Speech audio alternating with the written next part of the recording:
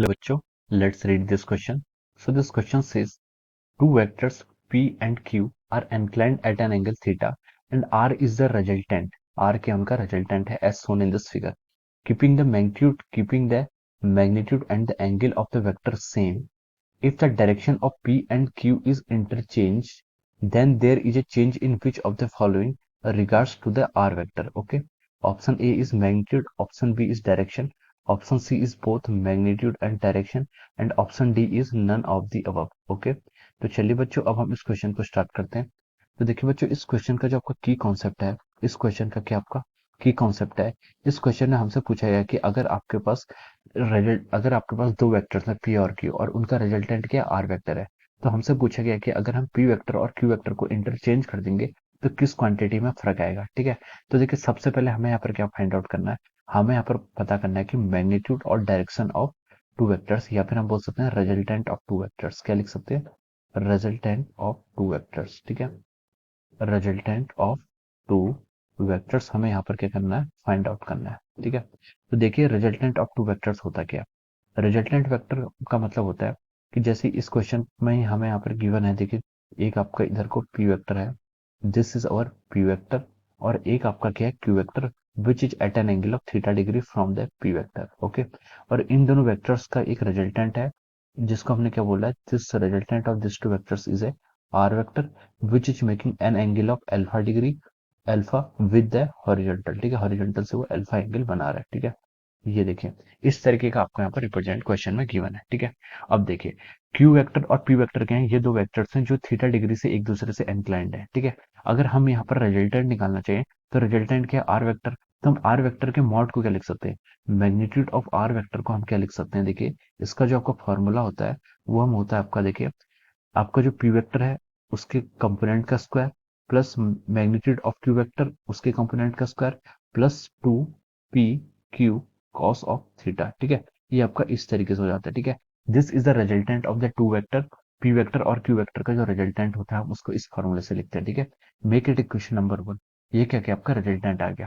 देखिए, ये वेक्टर्स है, वेक्टर्स के पास क्या होगा, मैग्नीट्यूड होगा और क्या होगा, डायरेक्शन होगा. तो ये वाला पार्ट आपके क्या दिखा रहा है, मैग्नीट्यूड ऑफ आर दिखा रहा है. ठीक है. इक्वेशन 1. अब हमें यहाँ पर इसकी डायरेक्शन फाइंड आउट करनी पड़ेगी. ठीक है.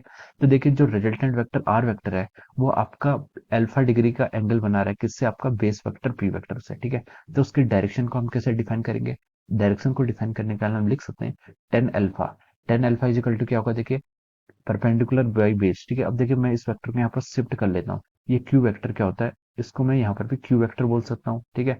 वेक्टर्स की क्या होती है, शिफ्टिंग प्रॉपर्टी होती है. वेक्टर्स का हम उसके पैरेलल क्या कर सकते हैं, शिफ्ट कर सकते हैं.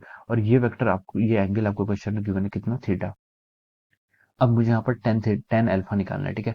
तो टेन अल्फा को क्या लिख सकता हूँ मैं, टेन अल्फा हो जाएगा आपका, देखिए ये आपका क्यू है, ये आपका थीटा है. तो देखिए, इस कंपोनेंट को मैं, let me change the colour of the pen. ये कंपोनेंट आपका जो बेस वाला होगा इसे हम क्या बोल सकते हैं, it can be written as our Q cos theta. और जो आपका वर्टिकल कंपोनेंट आएगा इस कंपोनेंट को क्या बोल सकते हैं हम, क्यू साइन थीटा. ठीक है. अब देखिए, यहाँ से हम ten of alpha find out करेंगे. तो देखिए, यहाँ से ten of alpha find out करके हम लिख सकते हैं, देखिए टेन अल्फा कितना आएगा, परपेंडिकुलर कंपोनेंट कितना है आपका, क्यू साइन थीटा. ये आपका क्या है, परपेंडिकुलर कंपोनेंट है, डिवाइड बाई आपका, देखिए ये देखिए यहाँ से यहाँ तक की जो डिस्टेंस है, इस ये डिस्टेंस कितनी है आपकी, पी वेक्टर है, प्लस आगे की डिस्टेंस कितनी आ जाएगी, क्यू कॉस थीटा. ठीक है. This is the direction. ठीक है. तो आपका देखिए, इक्वेशन 1 से magnitude of the resultant vector आ गया, इक्वेशन 2 से हमने उसकी डायरेक्शन को स्पेसिफाई कर दिया. ठीक है. So this is the magnitude as well as direction of the resultant vector. तो ये क्या था आपका की कॉन्सेप्ट है. ठीक है. रिजल्टेंट ऑफ टू वेक्टर्स को हम ऐसे लिखते हैं. अब देखिए, अब उसने क्वेश्चन में जो हमसे बोला, अब हम क्वेश्चन में प्रोसीड करते हैं. क्वेश्चन में देखिए, उसने हमसे बोला है कि keeping the magnitude and angle of vector same. हम क्या कर रहे हैं यहाँ पर, मैग्नीट्यूड और एंगल को सेम कर रहे हैं if the direction of P and Q is interchange. अब हमने डायरेक्शन को इंटरचेंज कर दिया. डायरेक्शन को इंटरचेंज करने का मतलब होता है if the direction of P and Q is interchange, यानी कि आपका क्यू वेक्टर आपका इधर आ गया है, this is our Q vector and this vector is our P vector. ठीक है. हमने उन दोनों की डायरेक्शन को क्या कर दिया, इंटरचेंज कर दिया, एक दूसरे से इंटरचेंज कर दिया.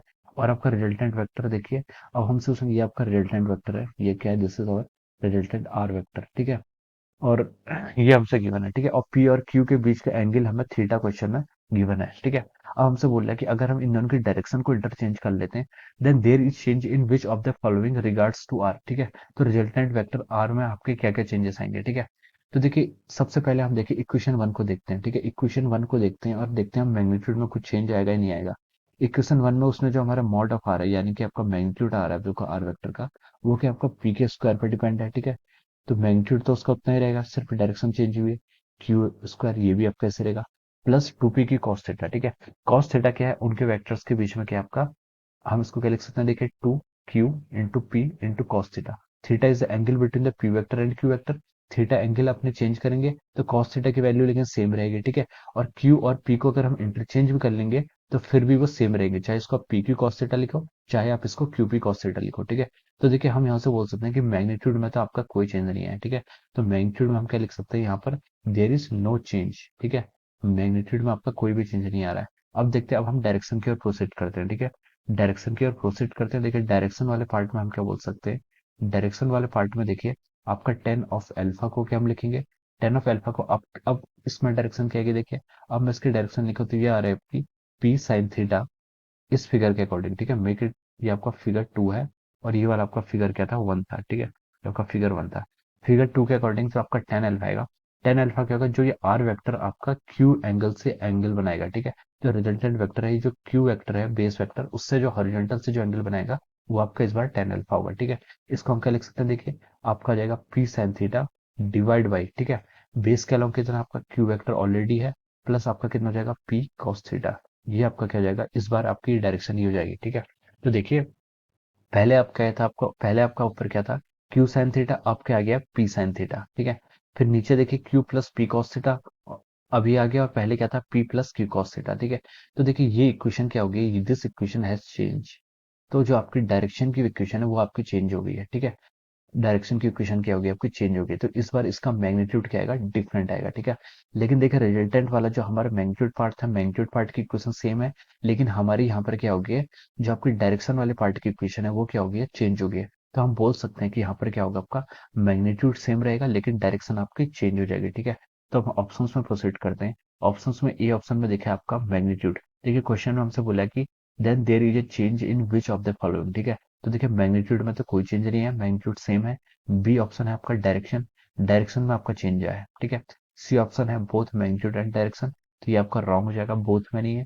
ऑप्शन डी में क्या आपका नन ऑफ द अबव, तो ये भी आपका रॉन्ग हो जाएगा, ठीक है। तो हम यहाँ से बोल सकते हैं कि आपका जो राइट आंसर है वो क्या आपका option B is the correct answer. हम लिख सकते हैं कि ऑप्शन बी इज करेक्ट, ठीक है। ऑप्शन बी इसका क्या हो जाएगा, करेक्ट आंसर हो जाएगा। कैसे हो जाएगा वो मैंने आपको यहाँ पर एक्सप्लेन करके बता दिया, okay. So I hope you all understood this concept. All the best and thank you so much.